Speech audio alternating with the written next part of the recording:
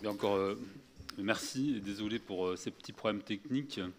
Donc ça a été rappelé tout à l'heure, les concepts de gamma-pathie monoclonale de signification rénale et clinique, ça a été introduit il y a une dizaine d'années, au départ par un groupe de recherche néphrologique qui s'appelle l'IKMG, et qui en fait, ce concept ça a été destiné au départ à séparer clairement ces situations des MGUS qui n'ont pas d'atteinte d'organes, en individualisant des gamma-pathies monoclonales produites par de petits clones sans critères hématologiques de traitement, associés soit à une atteinte rénale, soit à une autre atteinte d'organes ou de tissus, induite par l'immunoglobine monoclonale sécrétée, soit directement, soit indirectement. Et en fait, depuis 10 ans, on se rend compte que ces notions elles ont été très importantes pour permettre aux patients d'accéder au seul traitement efficace à l'heure actuelle, qui est la chimiothérapie ciblant le clone.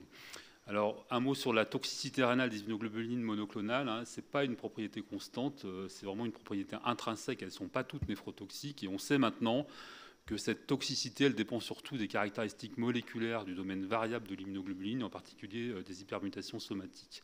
Le mécanisme le plus fréquent de toxicité, il est direct, c'est le dépôt, mais il y a des mécanismes indirects, ça a été rappelé par Thibault, activation du complément, activité auto-anticorps ou sécrétion de cytokines, comme dans le syndrome PUMS par exemple. Et ce qu'il faut retenir, c'est que c'est souvent indépendant de la masse tumorale, ça peut survenir pour des tout petits clones. La seule exception étant la néphropathie acénale myélomateux, qui survient toujours au cours de myélomes très symptomatiques, sécrétant des grandes quantités de chaînes légères. Ce qui va influencer la nature aussi des lésions rénales, c'est la taille de l'immunoglobine sécrétée. Lorsque c'est une immunoglobuline entière ou une chaîne lourde isolée, ça ne traverse pas la barrière moléculaire, donc ça ne peut que se déposer dans le glomérule et vous donner une néphropathie glomérulaire, alors que les chaînes légères, elles peuvent aussi bien cibler le glomérule que les segments tubulaires. Alors, on a un grand spectre de maladies ultra rares regroupées dans notre ensemble de maladies rares, et on les classe maintenant en fonction d'une part de l'organisation des dépôts qu'on observe en microscopie électronique et d'autre part de la composition, est-ce qu'ils contiennent l'immunoglobine monoclonale ou pas. Le cas le plus fréquent, c'est les dépôts organisés d'immunoglobuline, le plus souvent en fibrille, c'est l'exemple typique de l'amylose. Longtemps, on y a rattaché les glomérulonephrites fibrillaires, et j'y reviendrai. Les dépôts peuvent être organisés en microtubules, c'est ce qu'on observe dans les hypnotactoïdes ou dans les cryoglobulinémies, parfois en cristaux, notamment dans les tubulopathies proximales, avec syndrome de Fanconi. Ce n'est pas la maladie de Fanconi, c'est le syndrome de Fanconi, ou l'histocytose cristalline de surcharge, dans les cristals cryoglobulinémies également, et puis dans une entité plus récente qui est la podocytopathie cristalline à chaîne légère. La deuxième catégorie, c'est les dépôts non organisés, qui est très largement dominé par le syndrome de Randall, le MIDD pour les Américains, qui comporte 3 sous-entités, maladie de dépôt de chaîne légère, maladie de dépôt de chaîne lourde ou l'association des deux, et puis les glomérulonephrites prolifératives à dépôt d'immunoglobine monoclonale, que je détaillerai un peu plus. Et il y a une troisième catégorie qui est apparue plus récemment, c'est celle dans laquelle on n'a pas de dépôt d'immunoglobuline, on a une activation de la voie alterne du complément qui va donner des lésions rénales sous la forme d'une glomérulopathie à dépôt de C3 ou d'une microangiopathie thrombotique. Donc vous voyez que le spectre est extrêmement large. Ce qu'on sait également, c'est que dans ces MGRS, les deux éléments qui vont conditionner le pronostic rénal, mais aussi très souvent vital, c'est l'obtention d'une réponse hématologique profonde, donc au moins une VGPR, et le fait de démarrer le traitement lorsque la fonction rénale est encore préservée, que vous avez plus de 30 de débit de filtration glomérulaire. Et les challenges qu'on a actuellement, le premier, c'est le retard diagnostique. On a un retard diagnostique souvent assez considérable dans ces néphropathies. Et on a donc besoin d'améliorer les techniques qui sont utilisées pour faire le diagnostic histologique, et notamment démontrer le caractère monotypique des dépôts. C'est quoi des dépôts monotypiques? C'est la restriction à une seule chaîne légère. Et lorsqu'on a une immunoglobine entière, par exemple une IgG, c'est restriction aussi à la chaîne lourde impliquée. Deuxième difficulté qu'on a pour ces tout petits clones, c'est de les caractériser, de les identifier, de les suivre au cours du temps, et on verra la place de la biologie moléculaire maintenant dans cette optique. Je ne parlerai pas, parce que je ne suis pas hématologue, des progrès qui ont été faits en termes de traitement avec les nouveaux agents antiplasmocytaires ou les stratégies alternatives à la chimiothérapie sur lesquelles on travaille en essayant de mieux comprendre les mécanismes de toxicité de ces immunoglobulines. Donc, le nerf de la guerre dans la MGRS, c'est la biopsie rénale qui est faite quasiment tout le temps. La seule exception, c'est une amylose AL qui a déjà été diagnostiquée sur un autre organe. La biopsie rénale n'est pas obligatoire. Dans tous les autres cas, il faudra la faire avec 3 étapes: microscopie optique, immunofluorescence sur fragments congelés et microscopie électronique. Et le problème qu'on a actuellement en France, c'est que la microscopie électronique est très souvent pas faite pour des raisons de disponibilité. Pourtant, immunofluorescence et microscopie électronique, c'est ce qui va permettre de faire le diagnostic. Alors, il y a des cas difficiles. On a des centres experts qui bénéficient de techniques additionnelles qu'il faut savoir mettre en œuvre. Je vous parlerai de l'immunofluorescence sur paraffine, de l'immunomicroscopie électronique ou de la protéomique, l'analyse protéomique des biopsies rénales, qui doivent être mises en route dès lors que l'immunofluorescence ne permet pas d'avoir un diagnostic de certitude, alors qu'on a une suspicion clinique très importante, ou lorsqu'on tombe par exemple sur des dépôts monotypiques sans gamma-pathie monoclonale détectable, si on veut confirmer vraiment la nature monoclonale. Donc l'immunofluorescence sera vraiment l'étape critique, hein, donc c'est nécessaire pour démontrer la monotypie des dépôts. Il faut la faire sur des fragments qui sont congelés directement, le plus vite possible, en évitant si possible les milieux de conservation type transport de Michel qui posent des problèmes. Et ça nécessite que le labo ait une batterie d'anticorps spécifique contre les immunoglobulines, les fractions du complément, l'albumine. Très souvent, on va la compléter par une immunofluorescence indirecte si on a des dépôts monotypiques d'IgG, donc IgG-kappa par exemple, pour démontrer la monotypie sur les chaînes lourdes. Il faudra des anticorps spécifiques de ces chaînes lourdes, gamma 1, gamma 2, gamma 3, gamma 4. Si on suspecte une maladie à dépôt de chaînes lourdes isolées, amylose H ou HCDD, il faut faire ces anticorps spécifiques, mais également rechercher la délétion du premier domaine constant qui est toujours trouvé dans ces maladies-là. Et puis dans les histoires de compléments, on peut compléter les dépôts de C3 par des dépôts, par l'étude, la recherche de dépôts du complexe membranaire d'attaque ou du facteur H. Il y a une technique qui est actuellement très intéressante, qui a fait sa preuve aux États-Unis, notamment pour le diagnostic des MGRS, c'est l'immunofluorescence sur paraffine après digestion à la pronase, qui est une technique qui est probablement plus sensible que l'immunofluorescence pour détecter certaines immunoglobulines monoclonales, parce qu'il y a une phase d'activation des antigènes liée à la technique. Et on sait qu'elle est très utile pour montrer le caractère immunoglobulinique de dépôts, par exemple cristallins, et qu'elle a permis également de redresser souvent le diagnostic de néphropathie qui avait été mal diagnostiqué au départ. Alors voici quelques exemples. Ici, c'est un patient qui a une glomérulite immunotactoïde, qui est une néphropathie qu'on va souvent observer chez les patients qui ont une leucémie lymphoïde chronique. Et vous voyez que chez ce malade, on a des dépôts glomérulaires d'IgG qui sont restreints IgG1 et lambda. Donc là, on a bien des dépôts monotypiques. Et on observe la même restriction de l'infiltrat tumoral qui est présent dans l'interstitium, qui marque aussi IgG1 lambda. Il n'y a aucun marquage pour kappa. Deuxième exemple, une maladie de dépôt de chaîne lourde, ça se présente un peu comme une néphropathie diabétique avec une glomérulosclérose nodulaire. Là encore, on voit qu'il y a une restriction des dépôts péritubulaires, linéaires, tout à fait typique de cette maladie, ou glomérulaire avec l'anti-gamma 1. Et puis vous voyez que les dépôts sont marqués pour le deuxième domaine constant de la chaîne lourde, mais pas pour le premier, ce qui signe vraiment la maladie de dépôt de chaîne lourde gamma. La microscopie électronique, c'est extrêmement important parce que ça va permettre de déterminer de façon très précise la localisation des dépôts et leur mode d'organisation en fibriles, en microtubules, en cristaux, ou alors l'absence d'organisation. Et on peut la coupler avec une technique immunohistochimique qui consiste à utiliser des anticorps couplés à l'or colloïdase, ça s'appelle l'immunogold, qui vous permet, là encore, d'avoir une seconde technique pour mettre en évidence des dépôts d'immunoglobulines. Et ce qui est très intéressant, c'est que vous allez pouvoir voir la colocalisation de vos dépôts avec vos structures. Donc la microscopie électronique, ça permet d'emblée de faire des diagnostics. Ça, c'est le même exemple du patient dont je vous ai parlé, avec son immunotactoïde IgG1 lambda, l'infiltrat tumoral que vous voyez ici. En microscopie électronique, les dépôts ils sont clairement microtubulaires, ils prédominent sur le versant externe des basales glomérulaires.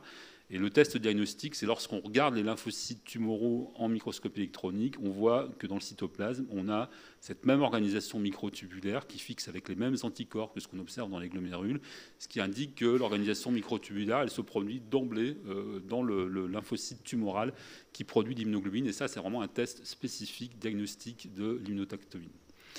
L'immunogold, on s'en sert pour différentes choses. Nous, essentiellement pour l'amylose. Ici, c'est un exemple d'amylose AL qui n'avait pas été diagnostiqué en immunofluorescence. On n'avait pas montré que c'était des chaînes légères.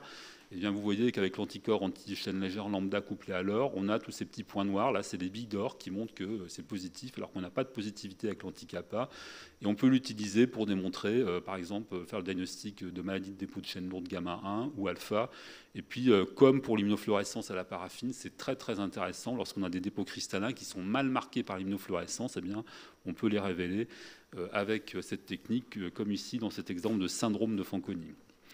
Ce qui est en train de révolutionner la prise en charge diagnostique de ces MGRS, c'est la protéomique, donc, qui est une analyse des dépôts en spectrométrie de masse. Ça a été surtout développé dans l'amylose, donc on repère les dépôts rouge Congo de l'amylose, on va les micro-disséquer au laser, on va les préparer en les chauffant, on va les digérer à la trypsine.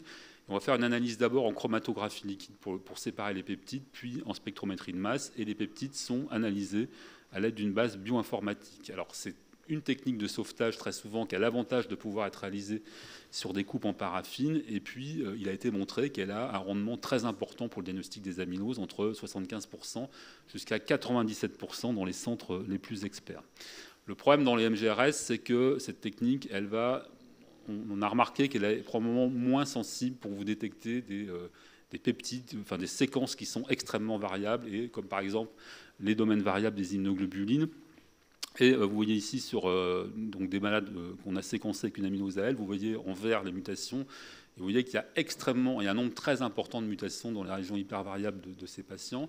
Et en fait, on n'arrive pas à aligner ces séquences avec des bases de données bioinformatiques, ce qui fait que la protéomique peut être négative parce qu'elle ne va pas vous détecter une séquence qui n'est pas présente dans la base de bioinformatique. Et ça, j'en veux pour preuve les publications qui ont montré l'apport de la protéomique pour le diagnostic de ces maladies ultra rares, maladies dépôt de chaîne lourde delta. Il y a un seul cas publié, alpha, une immunotactoïde IgG1 lambda. Bien, vous voyez que les peptides qui sont identifiés à chaque fois correspondent à la région constante, mais jamais à la région variable. Alors, on sait que dans l'aminose AL, les dépôts sont uniquement constitués du domaine variable, et donc la technique mérite d'être améliorée. Et on travaille actuellement au sein de la Société internationale de l'aminose à implémenter les bases de données bioinformatiques avec des séquences pathogènes de chaînes légères notamment.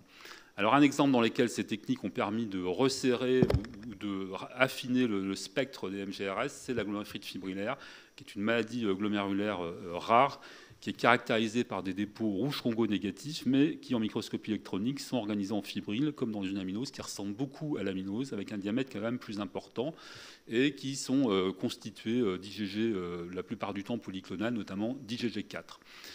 Et depuis quelques années, on a un marqueur spécifique diagnostique de cette maladie, qui est le DNA JB9, ce qui fait que le nombre de diagnostics a explosé. Et on sait également que dans cette maladie, on a très rarement une association de gamma-pathie monoclonale, mais les biopsies rénales faites antérieurement dans les séries antérieures suggéraient que jusqu'à 20% des patients avaient des dépôts monotypiques d'IgG dans cette maladie. Et le groupe de la Mayo Clinic, en utilisant sa technique d'immunofluorescence sur paraffine après digestion à la pronase, a permis de montrer que chez un patient qui avait, comme ici, apparemment des dépôts monotypiques restreints lambda, eh bien, lorsqu'on refait l'immunofluorescence sur coupe en paraffine, vous voyez qu'on démasse très bien les dépôts kappa également. Ils ont repris une série de 35 cas, ils ont vu que sur cette série de 35 cas avec des dépôts apparemment monotypiques d'IgG, eh bien finalement il n'y en avait qu'une minorité qui était réellement monotypique, et sur une série de 2 ans, ils ont vu un seul patient avec réellement des dépôts monotypiques et une gamma-pathie monoclonale associée. Et ce qui a été évoqué par les auteurs, c'est le rôle des liquides de fixation qu'on utilise pour l'immunofluorescence, notamment le liquide de Michel, qui interfère probablement avec la réactivité des anticorps, notamment anticorps anti-chaîne légère. Alors, on passe notre temps à reclassifier ces néphropathies. Dans la dernière classification de 2021, la fibrillaire a sauté. Et ça a eu quand même eu des conséquences, puisque avant, on avait tendance à traiter ces patients avec un traitement antiplasmocytaire. Maintenant, on les traite plutôt comme des maladies dysimmunitaires, puisque c'est probablement ce à quoi ça correspond. La deuxième étape du diagnostic, c'est le diagnostic hématologique. Ces patients, en général, ils ont une gamma-pathie monoclonale, sauf qu'on ne la connaît pas au moment du diagnostic. Ils arrivent pour une néphropathie glomérulaire, on les biopsie, on recherche la gamma-pathie monoclonale. Donc il faut avoir des techniques sensibles pour détecter ces gamma-pathies monoclonales, souvent à très faible titre. Donc ça nécessite une électrophorèse, une immunofixation systématique du sérum et des urines, le dosage des chaînes légères libres sériques qui est extrêmement sensible. Mais là encore, il y a des malades chez lesquels on ne va pas pouvoir détecter la gamma-pathie monoclonale. Donc il faut bénéficier ou disposer de techniques plus sensibles comme l'immunoblotte qu'on utilise dans le laboratoire. Mais maintenant, c'est surtout la spectrométrie de masse, et je vous en reparlerai. La deuxième étape, elle est indispensable pour le traitement, c'est de savoir à quel clone on a affaire. Est-ce que c'est un clone plasmocytaire qu'on va traiter plutôt comme un myélome, ou un clone lymphocytaire qu'on va traiter plutôt comme un lymphome. Et ça passe par l'examen de la moelle, notamment avec la cytométrie de flux, la cytogénétique. Lorsque c'est négatif, on va rechercher un petit clone circulant dans le sang, ou alors on va faire des techniques d'imagerie pour détecter un plasmocytome ou un lymphome de faible grade. Quand on regarde la détection, enfin le pourcentage de détection de gamma-pathie monoclonale chez les malades avec une MGRS, eh bien, on n'est pas étonné, c'est 80 à 100% des patients qui ont une gamma-pathie monoclonale au diagnostic, à une exception près quand même, la glomérulite proliférative à dépôt d'immunoglobulines monoclonales, et je vais vous en parler. Alors pour essayer de sensibiliser un peu la réussite de détection des clones dans la moelle, notre laboratoire à Limoges a mis en place une technique de séquençage haut débit qui est basée sur les ARN, qui est extrêmement sensible pour détecter les petits clones. Elle est plus sensible que les techniques ADN, puisqu'on va s'adresser à des cellules qui produisent de l'immunoglobuline et qui donc vont produire un grand nombre du même ARN correspondant au clone qui nous intéresse. Alors, elle est très sensible pour détecter le gamma-pathie monoclonal. Elle permet, en plus d'avoir la séquence du domaine variable de l'immunoglobuline monoclonale, et en plus, vous pouvez déterminer, étudier tout le répertoire B, puisqu'on utilise des répertoires pour les principales classes d'immunoglobulines. Et en plus, elle requiert de faibles volumes sur la moelle. Elle a été validée dans le syndrome POMS, mais on l'a validée également dans des amyloses AL. Il y a à peu près 10% des amyloses AL, notamment à forme rénale, qui vont se présenter avec des chaînes légères normales au diagnostic, avec les tests habituels. Donc on l'avait testé.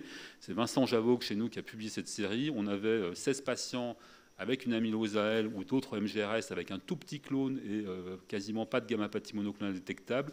Plus de la moitié des malades avaient une moelle négative en cytométrie de flux. Et bien, avec cette technique NGS, on avait un clone qui correspondait au dépôt dans les reins chez tous les patients, ce qui suggère donc la grande sensibilité de cette technique. Donc on est revenu à notre fameuse PGNMID, donc glomérulonéphrite à dépôt proliférative à dépôt d'immunoglobuline monoclonale, donc qui sont des maladies rénales en général très sévères, qui vont se présenter par un tableau de syndrome néphrotique, voire un tableau très bruyant avec un syndrome néphritique aigu, des dépôts qui sont non organisés en microscopie électronique et qui sont monotypiques, constitués le plus souvent d'IgG et le plus souvent d'IgG3 kappa.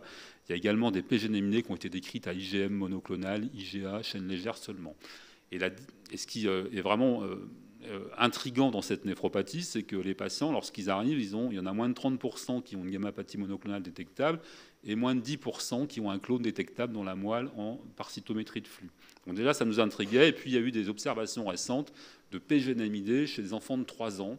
Alors, après des infections virales, on s'est dit là, attention, 3 ans, la pathologie clonale plasmocytaire, elle est quand même peu probable. Donc, on a repris notre série du centre de référence, 71 patients, qu'on a étudié avec toutes les techniques possibles sur le sang et sur la moelle. Et pour 56 d'entre eux, on a pu faire ce NGS-ARN sur la moelle. Ce qu'on a vu déjà, c'est que le pourcentage de détection de gamma-pathie monoclonale dans les PGNMID, il varie selon le type. Il est fréquent pour les PGNMID à chaîne légère, IgM, IgA. Par contre, dans les PGNMID IgG, on tombe à seulement 29% de malades qui ont une gamma-pathie monoclonale. Et quand on regarde dans la moelle, ces PGNMID IgG, on a seulement 12% de patients qui ont un clone détectable, dans la moitié des cas lymphocytaire, dans l'autre moitié des cas plasmocytaire, alors que dans les autres formes de PGNMID, on trouve quasiment toujours un clone. Donc on a testé ces patients-là, et qu'est-ce qu'on a vu? On a retrouvé la même chose avec notre technique de NGS. On a seulement 23% des patients qui ont un clone détectable, contre 100% dans les autres MGRS. Et en fait, cette faible proportion de clones détectables, il est restreint au sous-groupe IgG3 kappa, les PGNMID IgG3 kappa, où il n'y a que 6% de clones détectables, alors que ce sont les formes les plus fréquentes. Quand bien même, on voit quand même que le séquençage au débit, il permet de doubler ce pourcentage de détection des immunoglobulines. Donc comment faire pour savoir si c'est réellement monoclonal? Eh bien, on est allé chercher des anticorps spécifiques des sous-groupes de variabilité des chaînes légères. Et on a regardé les dépôts dans les reins. Et ce qu'on a vu, c'est que chez ces patients qui ont un clone détectable dans la moelle, donc ici vous voyez que c'est une chaîne légère kappa 1, eh bien, chez un malade qui a une PGNMID à chaîne légère kappa, donc vous voyez, on a bien la chaîne légère kappa dans les dépôts. Et lorsqu'on utilise des anticorps, eh bien, c'est bien restreint au sous-groupe de variabilité VK1. Donc on a une bonne concordance entre ce qu'on trouve dans la moelle et ce qu'on analyse dans le rein. Même chose pour une PGNMID IgG1 kappa, les dépôts sont bien restreints gamma 1 et kappa, et puis il y avait un clone VK2 dans la moelle pour la chaîne légère, eh bien, les anticorps ne marquent que pour VK2. Si on regarde les IgG3, par contre, eh bien, on voit que certes, on a bien une restriction. Alors aucun de ces malades avec IgG3, sauf un, avait un clone correspondant au dépôt dans la moelle par NGS. Et lorsqu'on regarde les anticorps, on a bien une restriction IgG3 kappa, mais par contre, quasiment tous les anticorps anti-chaîne légère marquent. Et ça, on a pu le vérifier chez 9 patients pour lesquels, eh bien, lorsqu'on n'avait pas de clone détectable en NGS sur la moelle, les dépôts dans les reins étaient clairement polyclonaux. Alors, on est retourné à la clinique et on s'est dit il y a peut-être des différences. On se rend compte que ces PGNMID IgG3 par rapport à celles qui ont un clone, ils sont beaucoup plus jeunes, 45 ans versus 64 ans, et que de façon non attendue, ils ont une présentation rénale qui est différente et qui est souvent plus sévère que des malades qui ont un clone, pour des raisons qu'on n'explique pas bien. Mais par contre, il y a moins souvent d'activation du complément dans le sérum. On est allé un peu plus loin et on a regardé le répertoire B, ce que vous permet de faire cette technique de NGS. On a vu que le répertoire des malades sans clone, finalement, avec une PGNMID, il est très proche de celui des témoins. C'est-à-dire que la diversité, la clonalité du répertoire est préservée. Et quand on a regardé ce que ce répertoire exprimait, on a vu qu'on a une surexpression de IgG1 avec un déclin, une utilisation moins importante de l'IgG2, une expression similaire de l'IgG3, y compris chez les patients avec une PGNMID IgG3. Et en fait, cette surexpression IgG1, c'est des choses qu'on observe après des réactions virales, notamment ça avait été décrit après le Covid, dans le même laboratoire, ce qui sous-entend que ces PGNMID sont peut-être des maladies auto-immunes déclenchées par un épisode viral. Là encore, ça a changé notre façon de les traiter. Avant, on les traitait avec des chimiothérapies antiplasmocytaires. Maintenant, on est revenu sur des approches plutôt de déplétion B comme des maladies auto-immunes. Le dernier point par lequel je vais finir, c'est la protéomique qui maintenant s'est invitée dans les tests dont on dispose pour faire le diagnostic de gamma-pathie monoclonale, à côté de l'électrophorèse et de l'immunofixation, mais avec une sensibilité qui est beaucoup plus importante. Il y a deux techniques qui peuvent être utilisées. La technique de top-down, ne me demandez pas de détails, j'y connais pas grand-chose, mais qui en fait s'intéresse aux immunoglobulines entières qui sont seulement séparées par une réduction des ponts de disulfure. C'est une technique très sensible pour les détecter, ça permet de les mesurer et ça permet éventuellement aussi de voir des modifications post-translationnelles comme la glycosylation. Et l'autre technique qui est intéressante, c'est une technique qui là va nécessiter de digérer ces immunoglobulines en peptides qu'on va pouvoir analyser. Et ça nécessite quand même pour les séquencer d'avoir la séquence de l'immunoglobuline monoclonale, mais qu'on peut obtenir à partir de la moelle osseuse. Et ça, c'est probablement très intéressant parce que les hématos vont s'en servir à terme pour faire ce qu'on appelle la maladie résiduelle et voir combien il reste de tumeurs. Nous, ce qu'on essaie de faire actuellement, c'est d'essayer de coupler ces techniques-là avec la protéomique sur le tissu et le séquençage des immunoglobulines monoclonales pour essayer de suivre finalement l'immunoglobuline de sa sécrétion à sa circulation dans le sang jusque dans les dépôts pour pouvoir estimer ou voir un peu comment le traitement fonctionne. Cette protéomique, elle a déjà remplacé l'immunofixation dans certains centres, en particulier la Mayo Clinic, mais également chez les Anglais. Vous voyez que les Anglais l'ont utilisé dans des amyloses. Ils ont regardé ce qui se passait chez des patients qui sont apparemment en réponse complète sur les taux de chaîne légère avec des techniques traditionnelles. Ils ont vu que finalement, parmi ces patients-là, il n'y a que 30% qui sont, même s'ils ils ont des taux de chaîne légère normaux, eh bien, il y en a encore 30%, il y en a que 30% qui n'ont plus de chaîne légère détectable par protéomique. Et ils ont vu que c'était associé à un impact sur la survie des patients, que les patients qui ont cette protéomique négative pour les chaînes légères eh bien, survivent plus longtemps que ceux qui ne l'ont pas. Et en plus, le fait de négativer la protéomique pour les chaînes légères, c'est associé significativement à plus de réponses d'organes, notamment cardiaques et notamment rénales. Et donc ça va arriver, c'est en train d'arriver actuellement dans nos pratiques cliniques. Alors on arrive maintenant avec tout ce dont on dispose comme données moléculaires sur ces immunoglobulines monoclonales à mieux comprendre leurs séquences, notamment pour les chaînes légères. Et on a quasiment maintenant une signature moléculaire, pas encore tout à fait, et qui nous permettra à l'avenir de prédire que telle chaîne légère va pouvoir donner telle maladie, syndrome de Fanconi, maladie de dépôt de chaîne légère, éventuellement amylose AL. Et on a parlé tout à l'heure de l'intelligence artificielle, c'est déjà en route, il y a déjà des logiciels de machine learning, comme on dit, j'aime bien le terme, qui peut-être vous permettront à un moment de savoir si, chez un patient qui a une gamma-pathie monoclonale de type MGUS, est-ce que cette personne est à risque de faire une amylose AL, une LCDD. Alors c'est en route, on les a testés nous, on peut vous dire que ça ne marche pas très bien pour l'instant, puisqu'on met des chaînes légères qui font du Fanconi, ça nous répond AL. Mais bon, on espère que ça va s'améliorer. Donc en conclusion, on voit bien que le spectre des MGRS est en constante évolution, qu'on a encore des problèmes de retard diagnostique et on essaie, nous, d'encourager tous les centres à utiliser de façon beaucoup plus fréquente les techniques sensibles que sont l'immunomicroscopie électronique et la protéomique qu'on est en train de développer en France. Il y a déjà Toulouse qui est opérationnel pour les amyloses. Ce qui nous paraît très intéressant dans ces histoires de petits clones, c'est d'être capable d'identifier l'immunoglobuline monoclonale toxique dans la moelle, de la suivre dans le sérum et de la retrouver dans les dépôts et de pouvoir la suivre. Et donc pour ça, la protéomique, c'est probablement quelque chose qui va nous aider avec les séquençages au débit des ARN. Et pour ça, ça nécessite qu'on fasse un effort d'implémentation des bases de données bioinformatiques avec ces séquences toxiques. Et c'est ce qui est en cours actuellement au sein des sociétés savantes comme l'ISA ou l'IKMG. L'étape sur laquelle on travaille actuellement, mais qui est l'étape un peu vers laquelle on voudrait arriver, c'est un peu la même discussion que tout à l'heure pour les histoires cutanées. On aimerait trouver des alternatives à la chimiothérapie. Il y en a probablement, notamment agir sur le complément dans certaines néphropathies. Ça passe par des modèles expérimentaux, notamment murins, qu'on est en train de développer ou qu'on a déjà développé dans le laboratoire et qu'on essaie d'étudier maintenant par des approches de type multi-omique pour trouver éventuellement d'autres médicaments qui pourraient nous servir soit de substitut à la chimiothérapie ou de complément. Et donc ça nécessite bien évidemment des cohortes internationales de grande taille et avec des collections biologiques, on en a parlé tout à l'heure. Je remercie mes collègues de Limoges et de Paris, notamment Jean-Paul Fermand, le laboratoire à Limoges, mes collègues de l'IKMG. Et puis, la dernière diapo a sauté, je suis désolé. La dernière diapo, c'est pour vous rappeler qu'on a un congrès, je suis désolé Barbara, sur l'amylose AL à Bruxelles dans une semaine et vous êtes conviés, elle est dédiée aux patients et aux médecins. Donc merci beaucoup.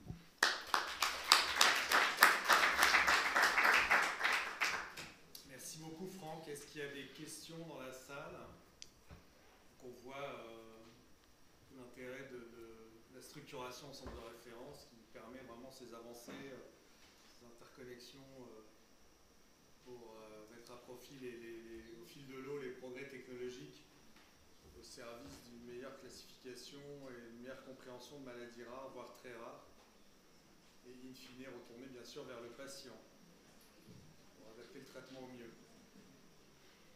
Donc c'est vrai que, bon, je n'ai pas parlé de la prise en charge thérapeutique, il y a quand même quelque chose qui se développe actuellement, c'est la transplantation rénale dans toutes ces maladies-là, parce qu'on arrive maintenant à mieux les contrôler, on sait quand les patients sont en bonne réponse hématologique, on peut les greffer avec succès.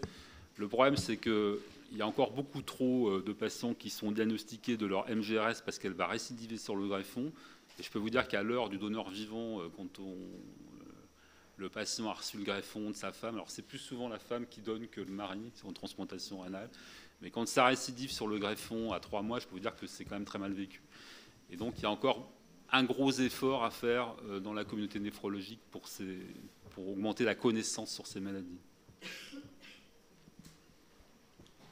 Bravo. Étant donné votre localisation à Poitiers, je fais immédiatement le rapprochement avec le Futuroscope. C'est étonnant. Est-ce que vous avez une coopération privilégiée? Est-ce qu'éventuellement les maladies rares pourraient avoir une coopération privilégiée avec le Futuroscope? Je parle en particulier pour vos explications par rapport aux chaînes légères, puisqu'on va vers les légéropathies. Alors là, j'ai vu qu'ils avaient investi dans un énorme Aqualand ou quelque chose comme ça. Ils n'ont pas l'air d'être trop branchés sur... Mais non, on n'a pas de... Non, le Futuroscope a surtout développé l'innovation technologique, hein, et nous, on n'est pas réellement dans ce domaine-là. Par contre, on essaie de développer des partenariats avec les universités. On a des choses très fondamentales, ce que fait Christophe Sirac à Limoges, par exemple. On fait vraiment de la recherche très fondamentale. Et donc, mais pourquoi pas, je peux leur en parler. Je leur dirais que j'ai une suggestion.